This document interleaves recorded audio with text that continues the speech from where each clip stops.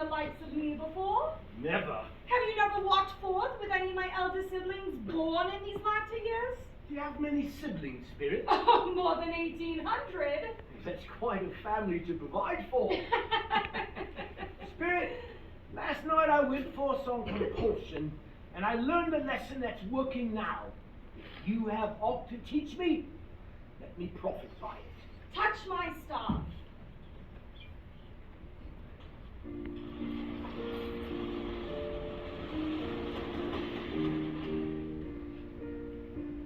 Scrooge's chambers vanished instantly before him, and he saw that they now stood in the city streets on Christmas morning. The sky was gloomy, and the streets were choked up with a dingy mist, as if all the chimneys in Great Britain had, by one consent, caught fire and were blazing away to their dear hearts' content. There was nothing very cheerful in the climate of the town, yet there was an air of cheerfulness abroad. For the people were jovial and full of glee, calling out to one another and now and then exchanging a good-natured snowball. The poulterers and butcher shops were still half open, and the fruit merchants were radiant in their glory. Their customers were all so hurried and so eager in the hopeful promise of the day. The spirit stood with Scrooge behind him in a baker's doorway, and from the talisman she carried, sprinkled forth an incense onto the dinners of those that went to and fro. Spirit, is there something particular in the talisman that you sprinkle? There is, I know. And will you sprinkle that on every dinner this day? To any dinner kindly given, and to a poor one's most. And why to a poor one most? Because they need it most. Oi, you watch where you're going. You watch where you're going, you long-nosed weasel. Weasel, is it? You floppy baboon!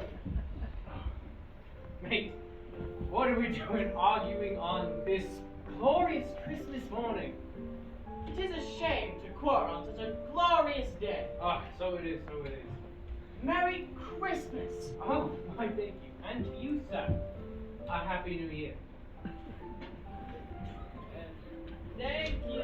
Yes, no problem. Sorted men did that quite well. Well, come now, what troubles you? Well, Spirit, I see these people all moving about, and that's good. But there are wolves who prey on the weak and the feeble, and they do it in your name and the name of your brothers before you. Why, it's a... A humbug? Oh, Ebenezer, there are people upon this earth who lay claim to know us, and who do their deeds of pride, passion, ill will, hatred, bigotry, and envy in our names. But we do not know them. It is as if they have never lived. Remember that, and task their doings with themselves, not us. I will, Spirit, I promise. Where have you taken me now, Spirit? I don't recognize this street. And why should you? It is only the home of your employee, Bob Cratchit. Mother, we went to the baker's and we've seen the goose. Even better, we smelled the goose. I knew it was Sebastian and Sage, you know. Oh, and you know for a fact that the goose you spilled was ours? All right, children, help me with the table. Wherever is your father and your brother Tim? And Martha? She wasn't this late last Christmas Day by half an hour. Here's Martha, Mother. Martha, there's such a goose at the baker's. Such a goose, you say. Merry Christmas, sisters. Merry Christmas, Peter. And Merry Christmas, Mother. Why, bless your heart alive, my dear. How late you are. Well, we had a great working show last night, so had to clear away this morning. Ah, never mind, so long as you're here.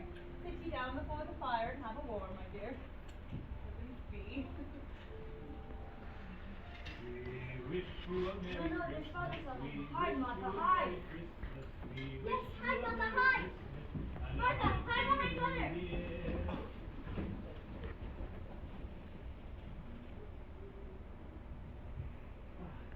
Merry Christmas, my dear. Merry Christmas. Father. Merry Christmas, Father.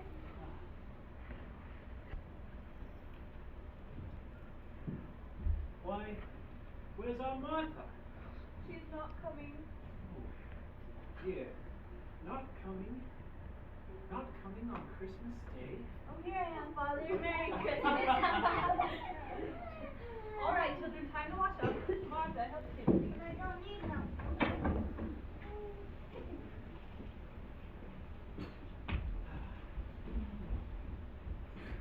And how did Tim behave at church today? Oh, as good as gold and better. You know, somehow he gets thoughtful, thinking by himself so much. And he thinks the strangest things you ever heard. While coming home, he said to me that he hopes that the people in the church see him, because he was a cripple. He thought it would be good for them on Christmas Day to remember who it was that made lame men walk and blind men see. He's growing stronger and stronger. I see it day by day. Oh, children, get the door. Should be the baker with the food.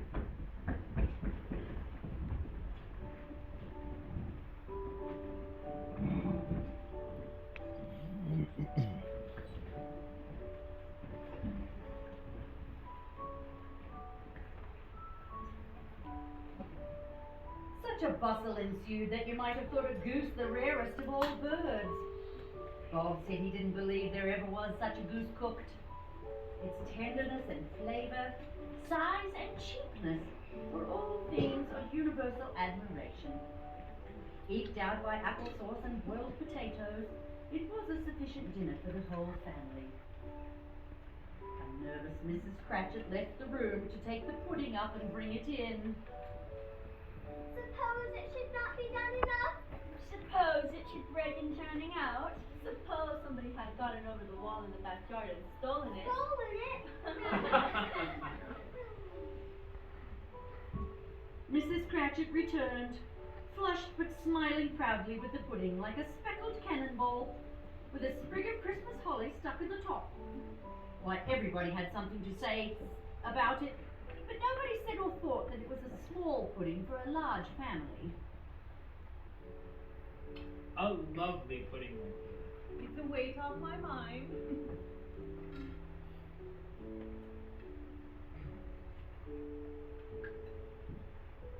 At last the dinner was all done. Bob served out the hot punch with beaming looks, while the chestnuts on the fire sputtered and crackled noisily.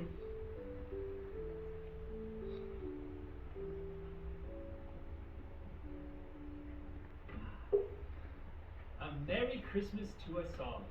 God bless us. Merry Christmas.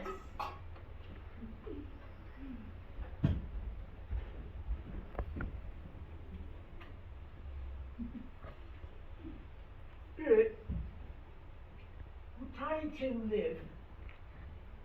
I see a vacant seat in this poor chimney corner, and a crutch without an owner, carefully preserved. If these shadows remain unaltered by the future, the child will die. Oh, no, kind spirit. Say he will be spared. If these shadows remain unaltered, none of my kind will find him here. And what of it? If he is like to die, he had better do it, and decrease the surplus population. Ebenezer Scrooge, if man you be in heart, forbear that wicked cant until you know what the surplus is and where it is. Are you to decide what men shall live, what men shall die? It may be that in the sight of heaven, you are more worthless and less fit to live than millions like this poor man's child.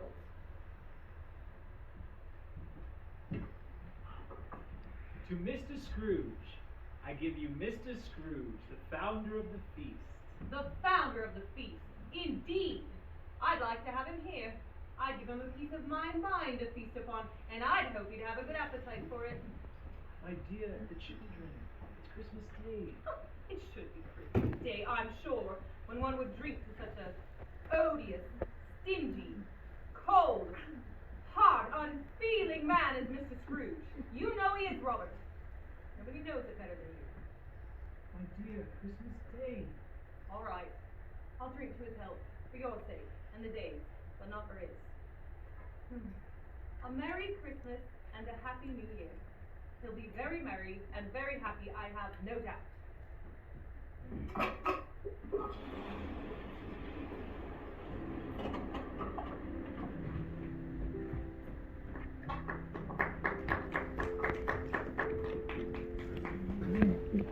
The night was getting dark and it was snowing heavily.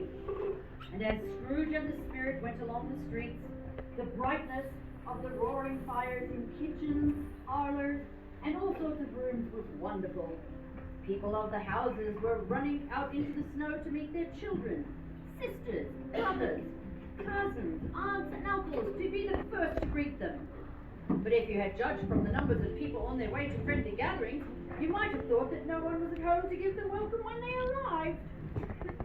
Blessings on it, how the ghost exulted.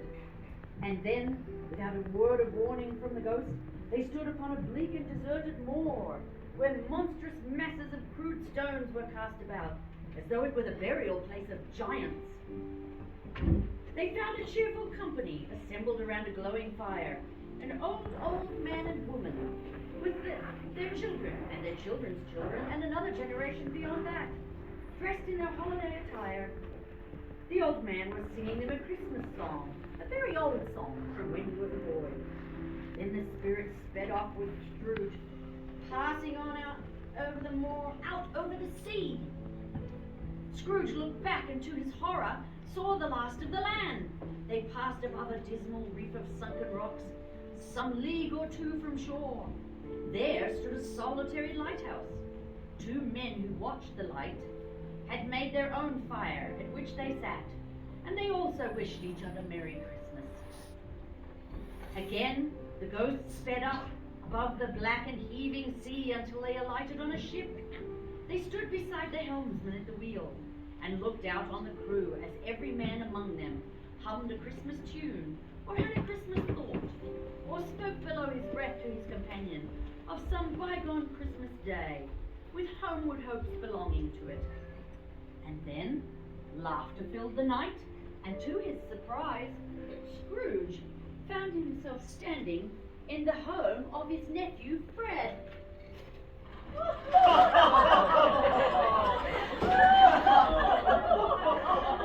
said that Christmas was a humbug, as I live, and he believed it too. More shame for you, Fred. Oh, he's a comic old fellow, that's the truth, and not so pleasant as he might be. However, his consequences carry their own punishment, and I have nothing to say against him. Well, I'm sure he is very rich, Fred. At least you always tell me so. What's of it, my dear? His wealth is of no use to him. He doesn't do any good with it. He doesn't make himself comfortable with it. And he hasn't the satisfaction of thinking that he is ever going to benefit us with it. Well, I have no patience with him. Oh, I do. I am very sorry for him. I couldn't be with him if I tried. Who suffers by his ill whims? Himself, always. Here he takes it into his head to dislike us and won't come and dine with us. What's the consequence? He doesn't lose much of a dinner. Indeed! I think he is a very good dinner. What do you say, Topper? Who? Me? I'm just a bachelor and a wretched outcast. Why, I have no right to an opinion on the matter. Oh, do go on, Fred. He never finishes what he begins to say. He's such a ridiculous fellow. I was only going to say that the consequence of his taking a dislike to us and not making merry with us is, as I think, that he loses some pleasant moments, which could do him no harm. But I mean to give him the same chance every year, whether he likes it or not. Oh, he may rail at Christmas till he dies, but he can't help thinking better of it. I defy him. Why, if he finds me going there in good temper, year after year, saying, Uncle Scrooge, how are you? Humbug. Why, if it only leaves him in the vein if it only puts him in the vein to leave his poor clerk 50 pence, then that's something. And I think I shook him yesterday. I'm sure you did, my dear. He's singing Silent Night at this very moment. Say, Fred, how about a song? Oh, Yes, what's it to be? Christmas is coming. Christmas is coming, the goose is getting fat. Please put a penny in the old man's hat. If you haven't got a penny, a halfpenny will do. If you haven't got a halfpenny, then God bless you.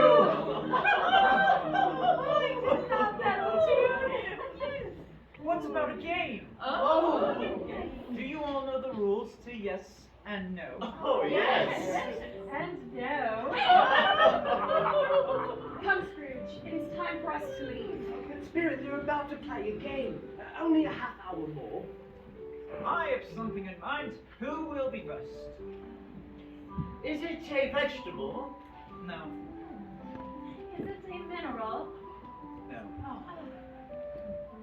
An animal, then. Is it alive? Yes. Is it found in England? Yes. In London, then? Very often. Yes. Yes. Does it growl and make a lot of noise? Very often. Is it a nice animal? Not particularly. Does it live in a menagerie? Is it killed and sold at market? Heavens, no! Is it a horse? Nay. Could it be a dog?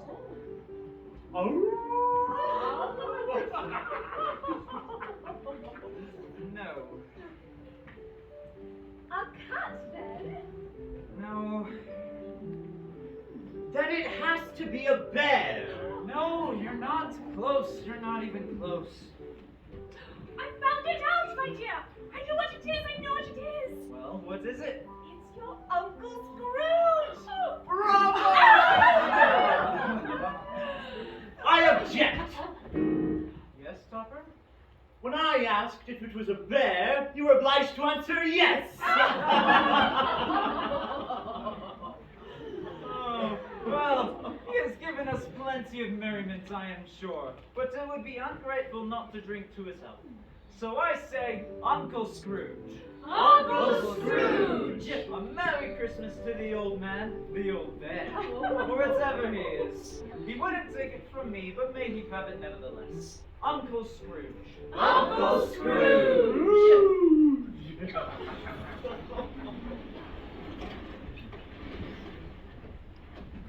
Spirit. Spirit, I noticed that you're turning a little grey. Are spirits' lives so short?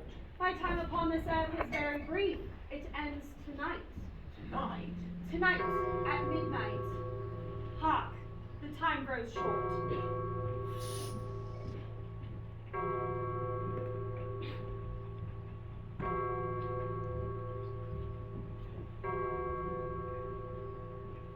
Spirit, what's the children I see at the base of your road? A boy and a girl, dressed in rags and wretched, filthy things. Tell me they are not yours. They are mankind's. The boy is ignorant. The girl is want. Beware them both, but most of all, beware this boy. For written upon his brow is that which is due, unless the writing be erased. Slander those who tell it yea, but accept it into yourself, and the doom shall be yours, Ebenezer. The spirit, have they no refuge, no resource? Are there no prisons? Are there no workhouses? Those who are badly off must go there. Oh, spirit, no. Are there no prisons? No No. workhouses? The treadmill and the poor law are in full vigor.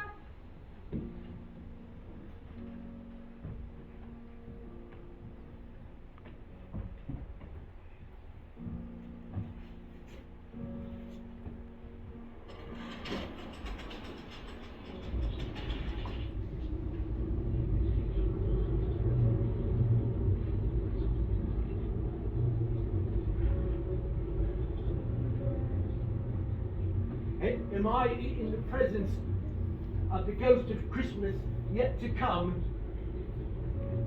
You're about to show me things that haven't happened yet, but that will happen in the time before us. Is that so? Oh, Christmas of the future, I fear you more than any spectre I have seen.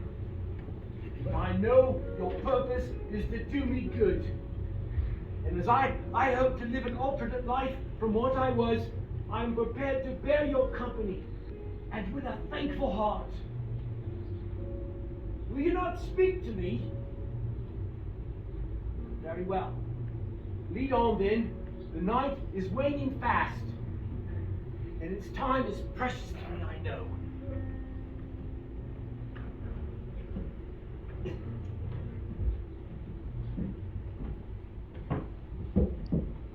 Well, I don't know much about it either way. All I know is that he's dead. When did he die? Last night, I believe. Why, what was the matter with him? I thought he'd never die. Heaven knows. What do you suppose he's done with his money? I haven't heard. Left it to his company, perhaps. He hasn't left it to me. That's all I know.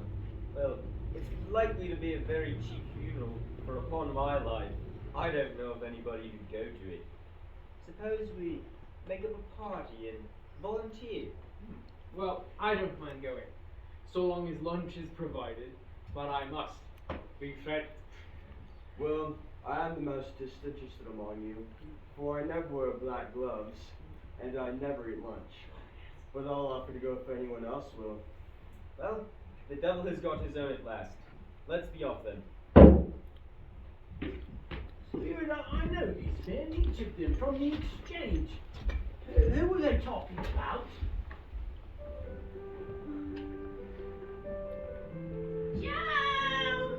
Joe, are you about? Oh, there you are, Joe. I call that in without meaning it. You could have met in a better place. We're all equal to our calling here. What odds and ends then, Mrs. Dilbert? Now, I brought Mrs. Dilbert for the undertaker's man and all that. But what odds and ends then?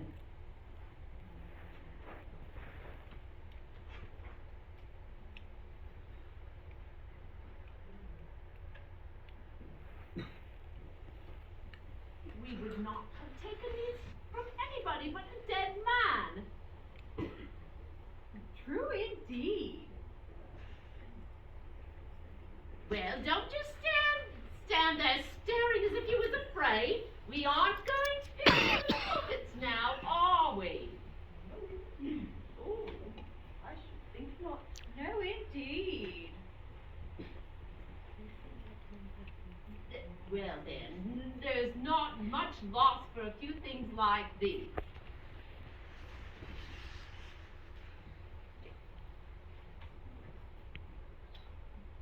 He always took care of himself, didn't he?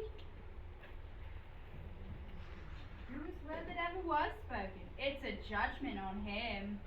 Right. Who's to be first then? I wish it was a little less. Let's see what we have here. Oh, pencil case, 1 or 2 seals, pair of sleeve buttons, and oh, a brooch. Nothing of great. There you are. I want to give you another 6p if I was foiled for not doing it. Who's next? Here you are, Joe. All right. We have sheets, towels, shirts. And these fine linens, they is. Well, they was. Yes, very nice. Oh, a silver teaspoon and some silver sugar tongs. Yes, very nice, very nice. Yeah, I always gives too much to the ladies. It'll be the ruin of me. Boy, this ain't nearly enough. One more word out of you and I'll repent of being so liberal and knock off half a crown. Now off with you! Right then, Joe, here's my bundle. What? What do you call this? Bed curtains.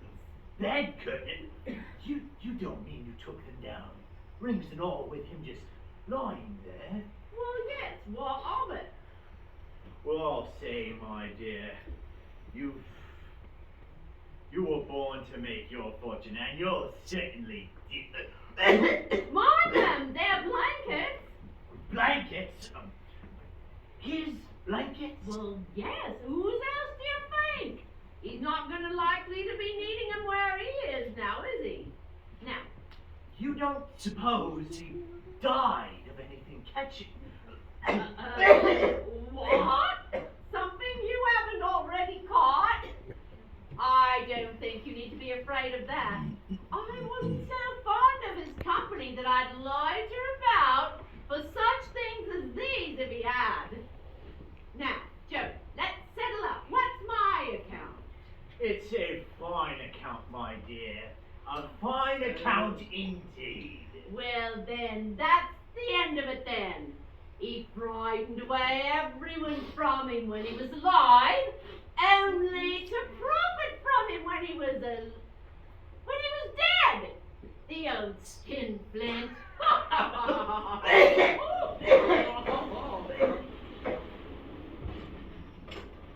Spirit, I can see where this unfortunate man's case could be my own. My life tends that way now. But surely there must be someone who felt emotion from the death of this man. Show me that person, I pray. The news then, is it good or bad? Bad. We're quite ruined then. No, there is hope yet, Caroline. If he extends the death there is, nothing's past hope if such a miracle has happened. A miracle has happened. He's dead. Dead? Dead, you say? When I went to see him to obtain a week's delay, what I thought was a mere excuse to avoid me happens to have been quite true. He was not only very ill, but dying. To whom will our debt be transferred then? I do not know, but before then, we shall be ready with the money. And even if we are not so, we shall not be so unlucky as to find so merciless a creditor in his successor. We may sleep tonight with light hearts, Caroline. Come. Spirited, such joyfulness over the death of this man. Oh, show me some tenderness over connected with any death, or the dark chamber we just left will haunt me forever. And he took a child and set him in the midst of them. And when he had taken him in his arms, he said unto them, Whosoever shall receiveth one of such children in my name receiveth me. And, Mother, what is the matter? Oh, nothing, Peter. It's just this work by candlelight hurts my eyes, that's all. They're better now. We'll show we guys to your father when he gets home. Should be near his time. Past it, Mother. I think he's walking with us slowly. And he used to these last few evenings. I've known him to walk with Tiny Tim upon his shoulders very fast indeed. So have I, very often. And so have I. But he was so light to carry. Your father loved to carry him. It was no trouble. No trouble.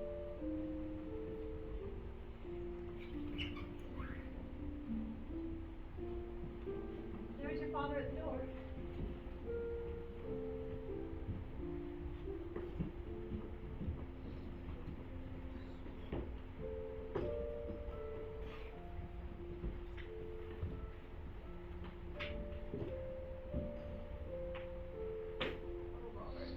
Weather again, didn't you?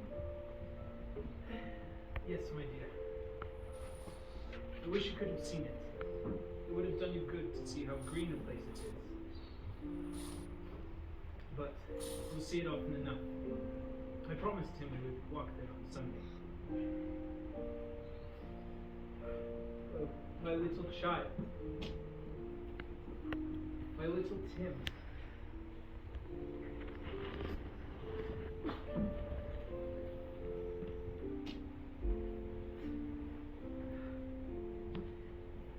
Oh, I saw Mr. Scrooge's nephew today. He said I looked a little down and asked what had happened to distress me. I told him, and he said, I'm heartily sorry for it, Mr. Cratchit. He said, I'm heartily sorry for your good work. If I can be of any assistance, and he gave me his card. He said, this is where I live. Please come and see me. Now, it wasn't so much for anything that he could do for us, so much as for his kind way. It felt as though he truly knew our Tim. He felt with us. I'm sure he's a good soul. I shouldn't be surprised if he got Peter a better situation. You hear that, Peter? And then Peter will be keeping company with someone and setting up for himself. Oh, get along with you, sisters. Oh, I'm sure there will be plenty of time for that, my boy. But no matter however or whenever we part from one another, we shall none of us forget our Tim, shall we? No, never, Father. No, never, Father. And when we think of how kind and how mild he was, though he was a little child, we shall none of us fight. That's right. None of us should fight and forget him in doing it, shall we? No, never, Robert. You make me all so happy. So very happy.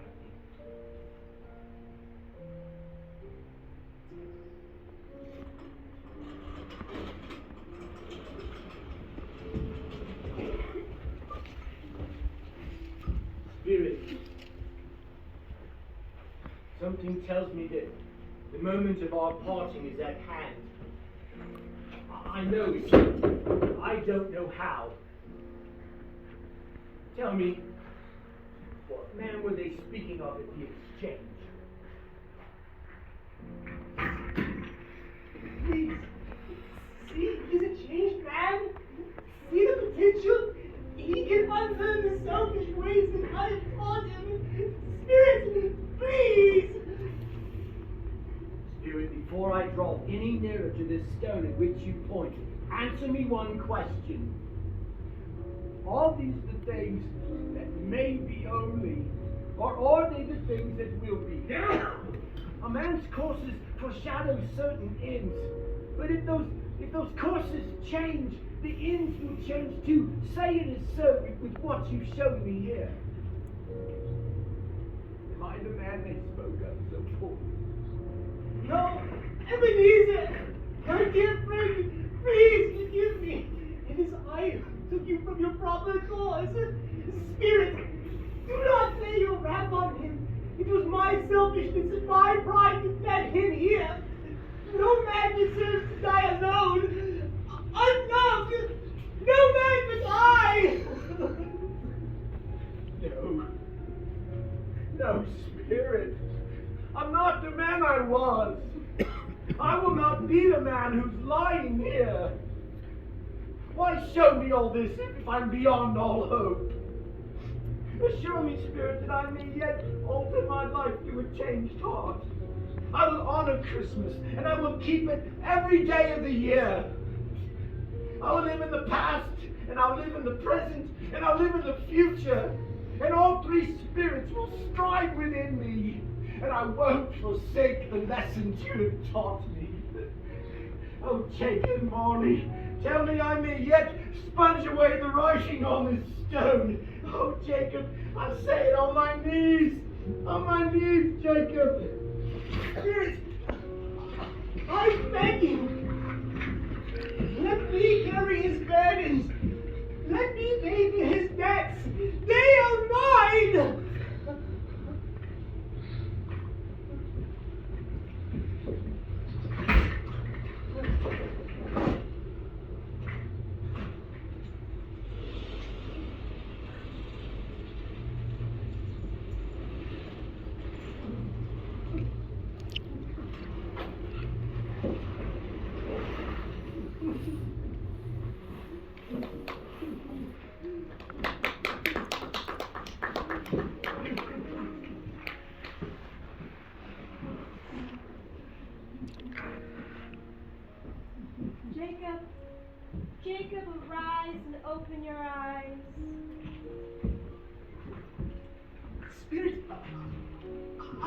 understand. Where are my chains? Where are Ebenezer's? Your willingness to take on his burdens as your own has freed you. Go and wander no more. But what is to be the fate of my dearest friend Ebenezer Scrooge? Your willingness to accept his burdens as your own has freed him as well. For your sake, he will live up to his words.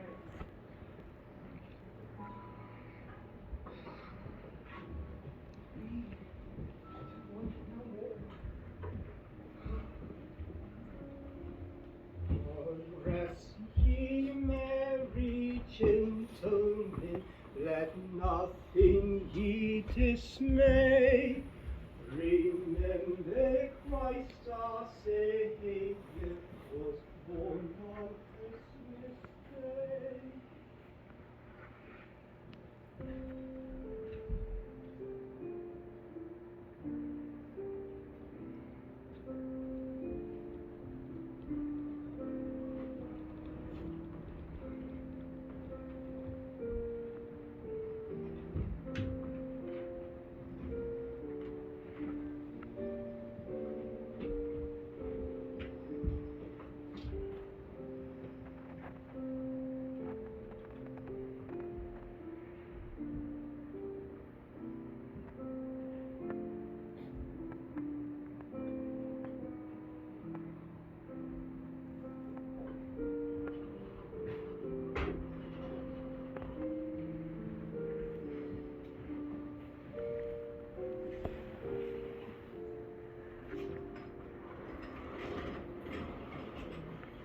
On my knees, Jacob, on my knees, oh Jacob, on my...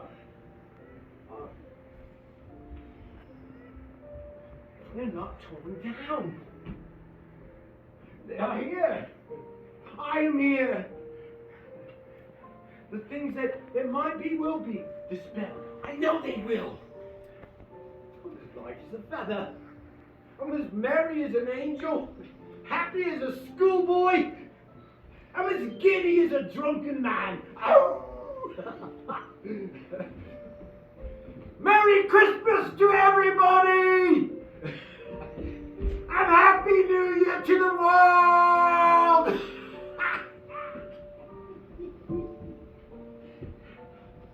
There is the door with the ghost of my dear friend Jacob Marley entered.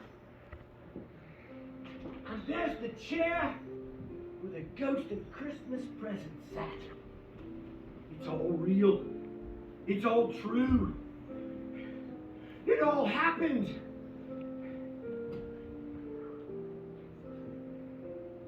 I don't know what day of the month it is. I don't know how long I was among the spirits. I don't know anything. I'm like a baby. But I don't care. I'll be a baby. No fog, no mist. Oh, glorious, glorious. Children, what day is it? Today, my little ones. What is today? Christmas Day. The spirits did it all in one night. Of course they did. They can do anything they want to. Children, do you know the poulterer is on the next street over, the one on the corner? I should hope I do. Such delightful little children. Do you know if the prize turkey that was hanging in the window is still hanging there? Not the little prize turkey, mind you, the big one. You mean the one as big as me? Oh, delightful Tom. It's such a pleasure to chat with him. Yes, that one. It's hanging there now. Well, go and buy it. Are you mad? No, I am in earnest. Go and bring the man here so I can tell him where to take it. Bring him back. I'll give you a half-shilling apiece. Bring him back in less than 5 minutes. I'll give you each a half a crown. Look at him go. Off like a shot. I'll send it to Bob Cratchit. He shan't know who sent it. Why, that turkey is bigger than Tiny Tim.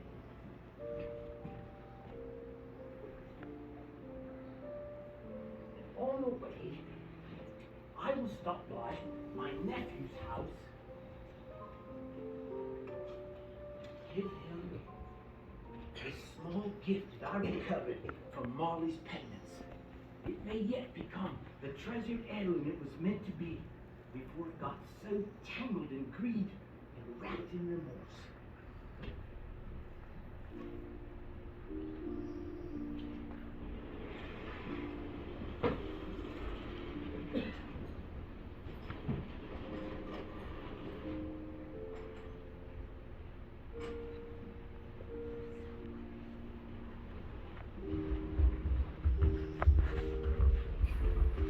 Well, slow down there. Oh, you're back already. Oh, look at the size of that bird. Why, he never could have stood on those legs. He'd have snapped them off in an instant. You can't carry that stone to town. You must have it. Got address here somewhere. Well, never mind. 18 Bayham Street, Bob Cratchit. Yes, I'm right. Here you are, sir. And a little extra for yourself. Oh, my Merry Christmas to you. And my children. Did we say half crown? Nay, a full crown apiece for such fine services rendered. Merry Christmas to you both. So, shall the gentleman know who sent the bird? No. I'd like to remain anonymous. Oh, well, a Merry Christmas to you. And a Merry Christmas to you, sis. Good day, ladies. I hope you were successful in your endeavors yesterday. Mr. Scrooge? Yes, that is my name, but I fear it might not bring you much pleasure. Will you beg my pardon for the way I acted yesterday? And will you allow me to give you... Oh. Heaven be praised! I tell Mr. Scrooge is quite serious. Indeed, not a farthing less. There are a great many back payments in that, I assure you. I don't know what to say to such Don't say anything. Come and see me in the morning. We will. Thank you so much. 50 times I thank you. Oh, and thank you too.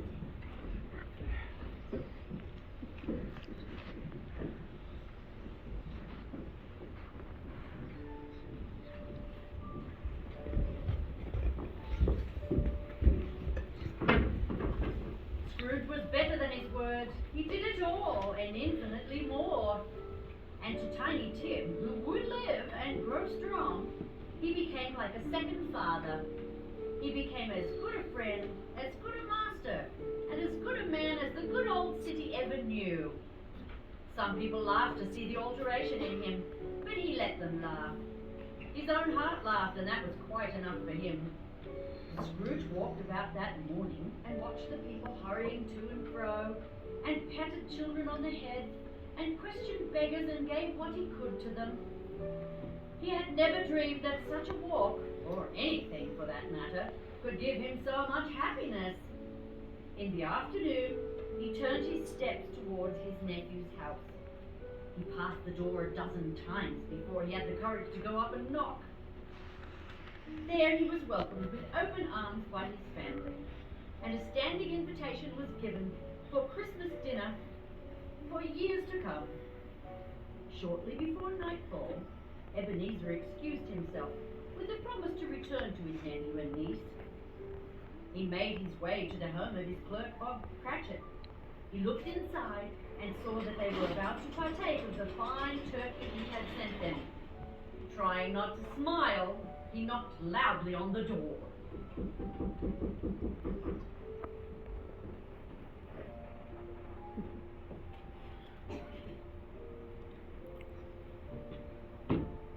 Cratchit! What is the meaning of this? Not coming to the office this morning? Well, sir, I thought you said... That is, I was under the impression that you'd given me the whole day off. I did what? Sir, if there's been some misunderstanding, I'm sorry. Step this way, please, sir.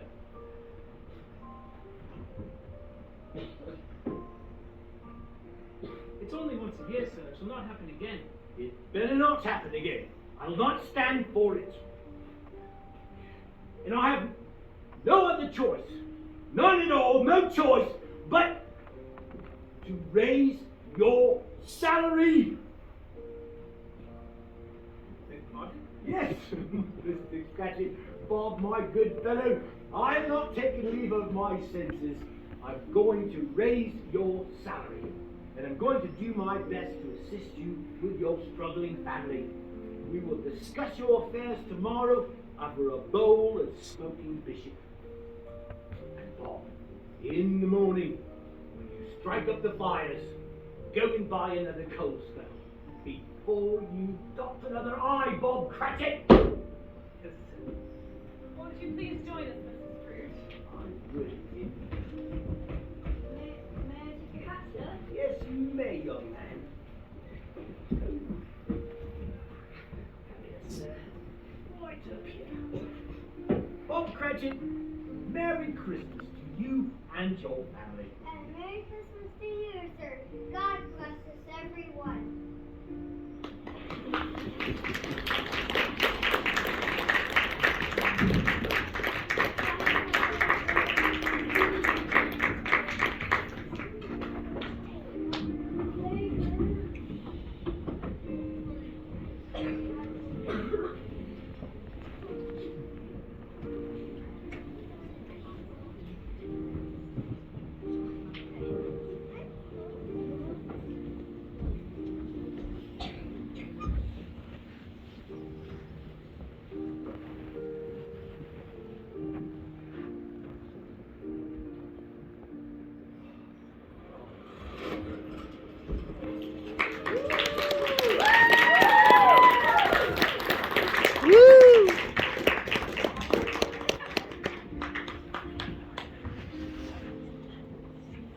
Good job, everybody. Good. We wish you a Merry Christmas. We wish you a Merry Christmas and a Happy New Year. Good tidings we bring to you and your kin. Good tidings of Christmas and a Happy New Year. We wish you a Merry Christmas. We wish you a Merry Christmas. We wish you a Merry Christmas and a Happy New Year. Good tidings we bring to you and your kin. Good tidings for Christmas and a Happy New Year. We wish you a Merry Christmas. We wish you a Merry Christmas. We wish you a Merry Christmas and a Happy New Year. Good tidings we bring to you and your kin. Good tidings for Christmas and a Happy New Year. We wish you a Merry Christmas. We wish you a Merry Christmas. We wish you a Merry Christmas and a Happy New Year. Good tidings we bring to you and your kin.